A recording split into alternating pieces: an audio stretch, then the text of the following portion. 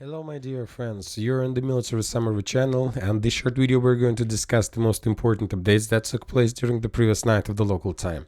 Of course, the most important update is the piece of news that the United Kingdom proposed the Western countries to send NATO forces on the territory of Ukraine. Of course, this is a fantastic piece of news. Let's discuss this plan in details. According to Russian sources, RIA Novosti to be more precise, a sitting and informed source reports that London has proposed to NATO allies to consider sending an expeditionary force to Ukraine. According to the source, Britain also suggests NATO consider establishing a no-fly zone over the territory controlled by Kiev. All the other details about the alleged Britain plan as reported by RIA Novosti. First, the preparation for such a scenario in London is expected to be completed by May 2024. This is a very important month, May 2024, as you can see. First of all, why is May 2024? First of all, according to my calculations, my estimations, as I see the situation, as I understand, the Western countries and Western intelligence has the same data. The current Russian offensive operation, and when talking about current Russian offensive operation, we are talking about Kupiansk, Liman direction, Bakhmut, Avdiivka is the most important, Novomikhailivka. All these territories, this phase of offensive operation will be ended somewhere in May. So as a result of that attack, the Russians managed to capture significant territories, maybe Avdiivka, maybe Sinkovka, maybe they will cut Liman direction from Ukraine, and many other things. But by the May of 2024, obviously the Russians will be exhausted. It's obviously the Russians will be exhausted. It's a normal situation. And the Russians gonna need a few months, maybe up to 5 or 6 months to restore its forces and its power. Another important thing about May 2024, don't forget that currently the Western countries have started launch some military exercises on the border on the territory of Poland, Romania, so in this area, and these military exercises involved around 90,000 soldiers, and according to information we have, according to the plan we have, the NATO countries are planning to finish these military exercises also by the May of 2024.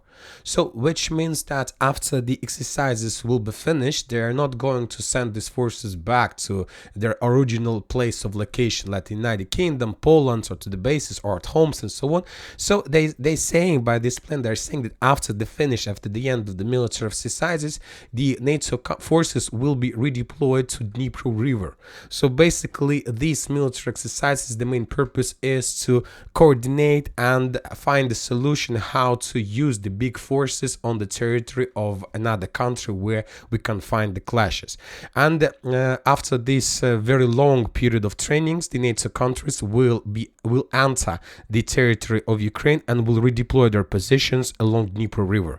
So this is the area of let's say the NATO border, the NATO buffer zone, that is like guarantees for Kiev that the Russians will not be able to cross the river. Of course, maybe the first months the Russians will not cross the river because there will be still too far from this territory, but obviously when the Russians reach the line, they're going to be very interesting story development. Furthermore, this will allow the Ukrainians to do the most important, not to conduct the mobilization, because if Western countries redeploy forces here, it will allow the Ukrainians to take the forces from the border with Belarus and let's say from the forces from the western part of Ukraine and to send them to Avdiivka, to Kupiansk, and this can give the possibilities not to make any mobilizations, because the Ukrainians have enough of forces to fight with Russia, they just can't use them all at once. And these trainings and this redeployment of NATO forces will of course allow them to do this without, once again, any mobilization. Another important thing that Zelensky reported, the Washington Post says that Zelensky sent a message to United States of America that he's going to dismiss Zaluzhny. So we still wait when this is going to happen, but for now nothing, let's say nothing new. Now let's move to the situation on the ground. We have a lot of very interesting details from Novomikhailivka, Avdiivka area. First, let's talk about Novomikhailivka. We have two interesting geolocations. Let's take a look at them. For example, on this video that was published by the Russian sources, we can see a Ukrainian evacuation or support machine that was moving from Novomikhailivka to the north in direction of the northern strongholds, but as a result of FPV drone strike, that Humvee was destroyed. So basically, the Ukrainian machine was moving something like this, but at this point, this machine was destroyed by FPV drone strike. Another video we got almost from the same area. There was another Ukrainian support or evacuation machine who was heading back in direction of Novomikhailivka, but as a result of FPV drone strike, that vehicle also was destroyed. So if we let's say move to the map, that vehicle was moving something like this and was destroyed somewhere in this area as a result of FPV drone strike. What does it mean? That means that the Ukrainians are no longer able to make rotations, and the Ukrainians don't have any more connections between Novomikhailivka and the northern stronghold. Everything is under complete Russian FPV drone control. So the Russians control everything, every single movement that can Ukrainians make on the top, on the north of this red line. Everything is under fire control. Nothing can bypass this territory without being discovered by the Russian forces. That means that the Russians began the storming operation, and I believe that because of complete absence of any support and supply of the northern, let's say, strongholds in this area, the Russians will soon establish control over this territory completely. This is like Avdiivka situation according to the geolocations we just discussed. Furthermore, the Russians published another video of Lancet strike against the Ukrainian tank somewhere in Konstantinovka. This tank the Ukrainians were using to support their forces in Novomikhailivka, but the Russians managed to discover the tank from hidden position and just to destroy it. So this is another evidence that Novomikhailivka is about to fall.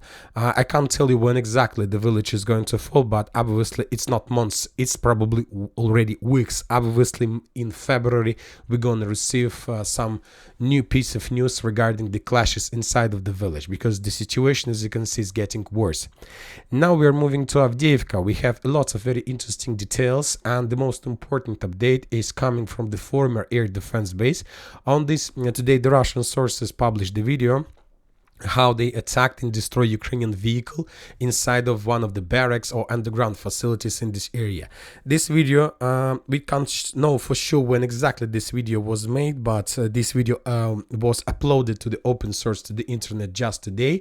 So I believe and I assume a conclusion that very likely that the Russians maybe at the first stages of offensive operation managed to enter, but then their attack was repelled and they were forced to step back. And according to my understanding, former air defense base either in the gray zone or under Ukraine control. But I think that maybe this former air defense base, at least most part of this base, is under Ukraine control. So we will adjust the map and we will show this territory as the territory under complete Ukraine control, because all facts, all videos, all geolocations tell us like that. Now we are moving to the southeastern part of Novomikhailivka, to the filtration base. The Russians are pretty active on this direction. This is one of the most important focus for them during the previous days. On this video we see artillery preparation and aviation bombing of this sector, which means that very likely the Russians have planned to attack this territory as well. Now we are moving to the central part of Avdiivka. We have another video, another batch of video of the Russian bombings and attacks with artillery and with aviation, the central part. If you remember, we discussed that currently this area is something like intersection of the main supply roads that Ukrainians use to support their forces in the southern part, in the eastern part, and in the central part. So the Russians use very smart tactics. They're just bomb this territory without even sometimes aiming. They just need to know the time when the artillery shells or aviation bombs need to arrive in this area, and they do this. So we see that Ukrainians continue losing the battle for Avdiivka. When talking about Bakhmut, nothing important happened during the day. Just another important video we got from Stupachki. The Ukrainians currently try to create the new defense belt along canal.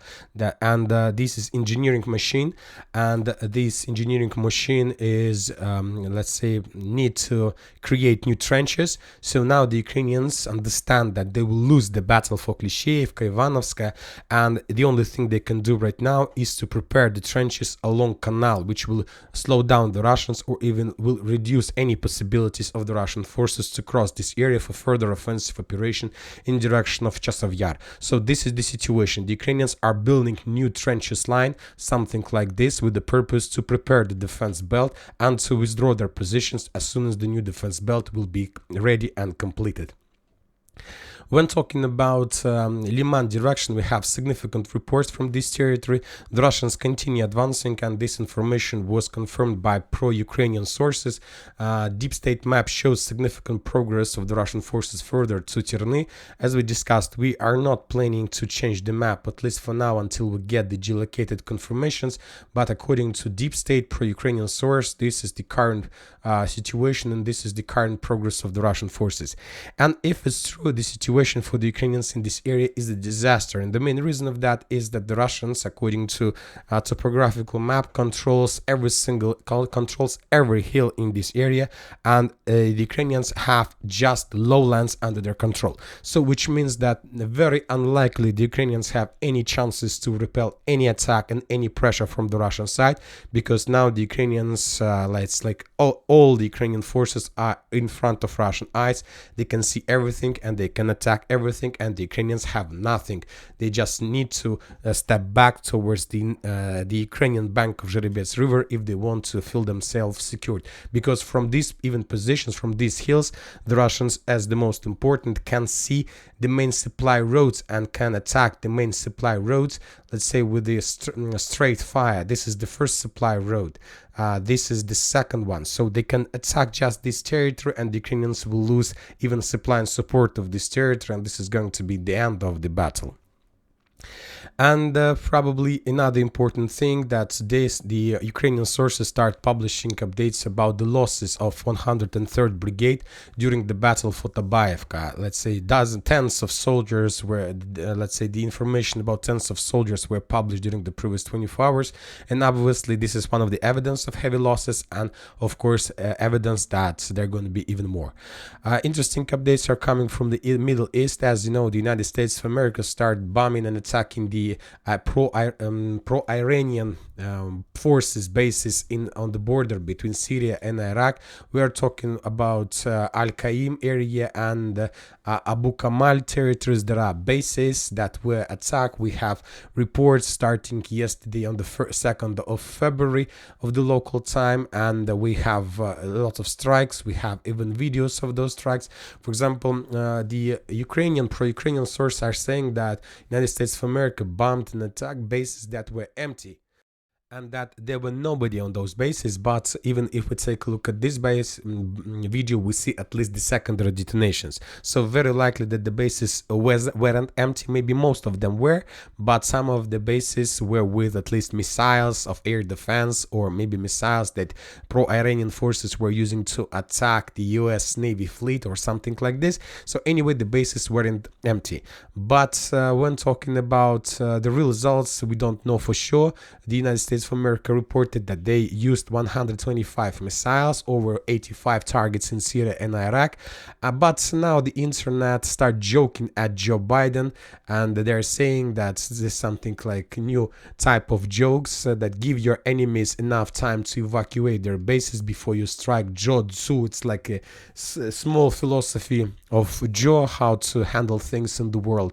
So we'll see. Anyway, we'll see. And anyway, if the damage was real, obviously we're gonna see some reduce of activity of pro-Iranian forces in Yemen. But if there were no real damage, then the attacks will continue. And according to information we have, the pro-Iranian forces during the previous night also attacked the bases of USA in Syria and Iraq. We'll see. We'll see what is going to be next.